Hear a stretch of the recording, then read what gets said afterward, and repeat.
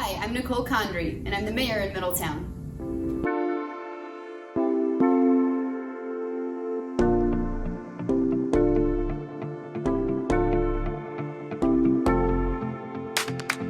Well, I think it's no secret that I came to Middletown because of Team Fast Track's America's Skydiving Team. And when my husband passed away in 2018, I had a really important decision to make in life. Do I go back to Washington, D.C. and serve our country on an international level as a U.S. diplomat again, or do I stay in Middletown? And when the position for mayor came across my radar, it flipped my whole perception of service to our country completely upside down. I thought of service to our nation on a much larger scale for the entirety of my life, and all of a sudden I started to realize that you can actually have a lot more impact on people's lives, potentially, locally.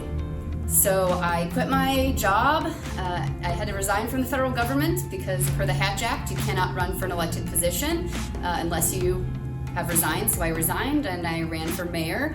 And the people of Middletown elected me, and they had confidence in my efforts. And so their confidence in me told me that I had made the right decision and that I finally found a city to call home. My favorite thing about Middletown is the passion of our citizens and also the diversity of our backgrounds. Three pieces of advice for my 10-year-old self. The first is question the haircut that your mother is giving you, because it doesn't have to be like that. That's one. Number two is take 100% responsibility over your relationships with other people. Other people do not have to bend to who you are.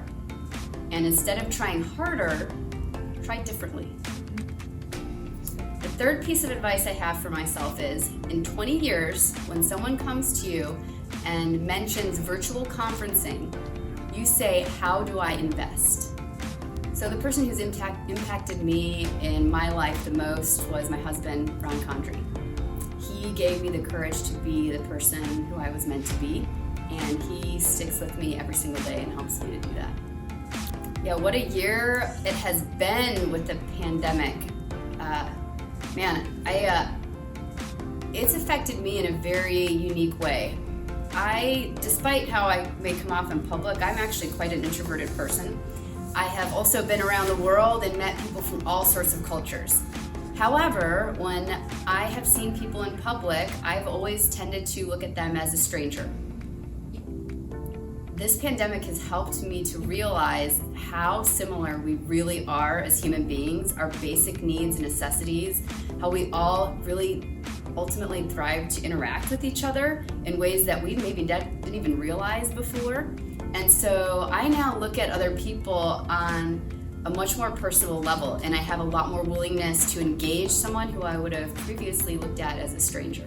I really would rather people learn something about our city than about me, because I've been in our city now for only 3 years, but it also means that I've needed to try to catch up and learn what Middletown is.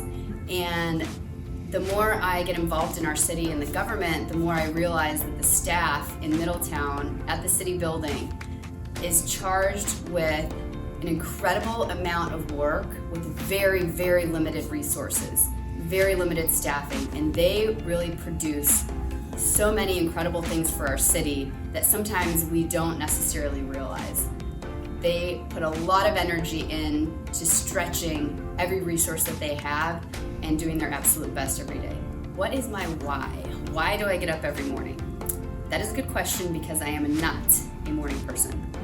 I'm a workaholic, and I just tend to stay up late and keep working, which means it's very hard for me to get up in the morning.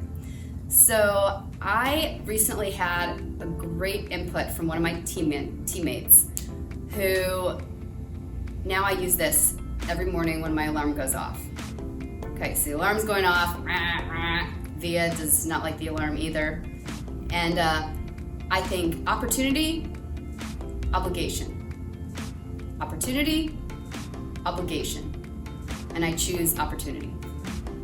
I have two pieces of advice and or a quote. The first one is life happens for us and not to us. And my husband, Ron, taught me that. We all go through different struggles in life of varying levels. Some people, they may have a car crash and get a bumper that needs replacing, and that may be like the worst thing that happens to them in 10 years. But for them, it's not great. But other people lose loved ones or have even worse things happen. The key is, how do we take what's happened and consider that happened for us and create purpose out of it so that we can do even greater things as a result. And my favorite quote is very simple, and I actually don't even know if there was one person who said it or where it came about, but all your excuses are lies.